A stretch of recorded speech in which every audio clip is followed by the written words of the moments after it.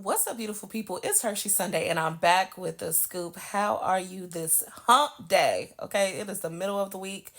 A lot of things have been going on, and we are on the cusp of the end of Black History Month. Thank God, because this has not been the Black History Month that they told us about when we was reading the same three characters in school for Black History Month like we did years ago. This has been a crunk, dysfunctional Black History Month. And I'm ready for March. Too much going on. Let's get into the scammetry of it all. Scam, okay? Scotland has had a scheme and a scam allegedly set up by Todd. Says that organizers printed pictures of lollipops to pin on the walls and only gave attendees a few jelly beans. So, what was supposed to be a Willy Wonka experience in Scotland turned into the scam of the season, honey. Um, Parents were promised that during this Willy Wonka exhibit, there will be oversized lollipops and games and, all of this hoorah and fun and foo la la. Baby, they came in, saw a warehouse full of sparse decorations, thumbtacked posters, a sad, old, decrepit bouncy house. They only shelled out a few rations of jelly beans and a little half cup of sad lemonade, honey. And I'm pretty sure it was a season with no type of lemons or sugar, pretty much artificial, just like this party. And they were charged hundreds of dollars for this experience. So, baby, they called the police as they should because they felt like they were being hoodwinked, bamboozled, and they were. Thoughts because the company, they're believing that the company, this picture that you see here to the right, and there are other pictures. Let me show. Hold on. Okay, these little sparse decorations.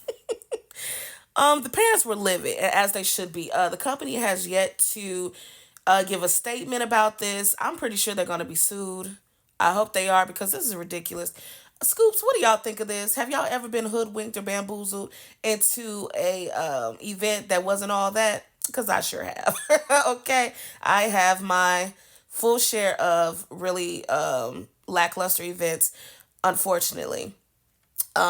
Somebody compared it to the fire festival. Y'all remember when they done drove all them rich entitled people, well, flew them to the Bahamas just for them to just share like a little, tuna melt sandwich and a few chips, and wasn't nobody performing. They ain't had no beds, no porta potties, no nothing, child. They was stuck. Okay, it was a mess. But y'all let me know what you think. Moving on. Baby, something in the buttermilk ain't clean in regards to the Wendy Williams saga.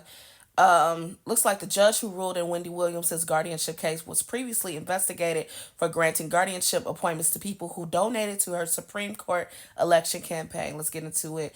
And this is via the neighborhood talk.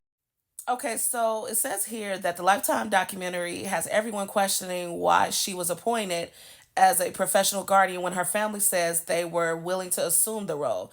We did some digging, and what we found is crazy. Let's start from the beginning. Due to Wendy's declining health, which we know now, I'm sorry, now know, is due to aphasia and dementia, Wells Fargo Bank petitioned to have Williams placed under temporary financial guardianship to protect her funds from being mismanaged. They believed that she was a victim of undue influence and financial exploitation after Wendy tried to switch banks after moving to Miami to stay with family. The petition filed by Wells Fargo in 2022, and this is in parentheses, please keep in mind 2022 as you read further. Williams' son, Kevin Hunter Jr., was taking care of her at the time, but after Wells Fargo filed their petition, lawyers from the bank painted him out to be an unfit guardian and accused him of frivolously spending his mother's money. The judge presiding over the case appointed a professional guardian, Sabrina Marissi, and threatened Kevin Jr. with kidnapping charges if he didn't hand his mother over. That judge is Lisa Sokoloff.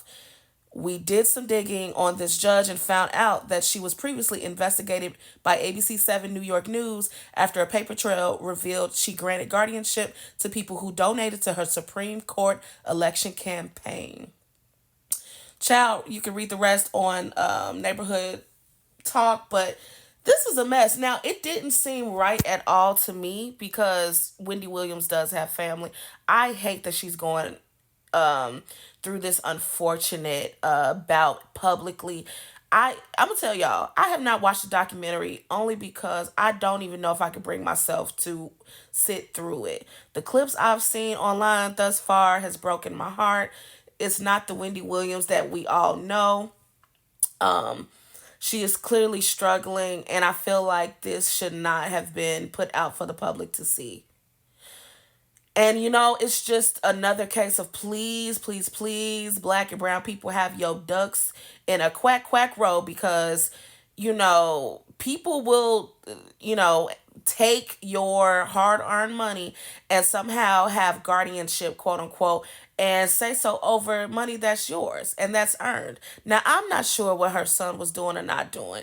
There were allegations saying that he was spending, frivolous amount of money, DoorDash orders, or running up to over 100 grand. A lot of things, but I don't see how this is any better, personally. Y'all let me know what you think in the comments, though. Moving on.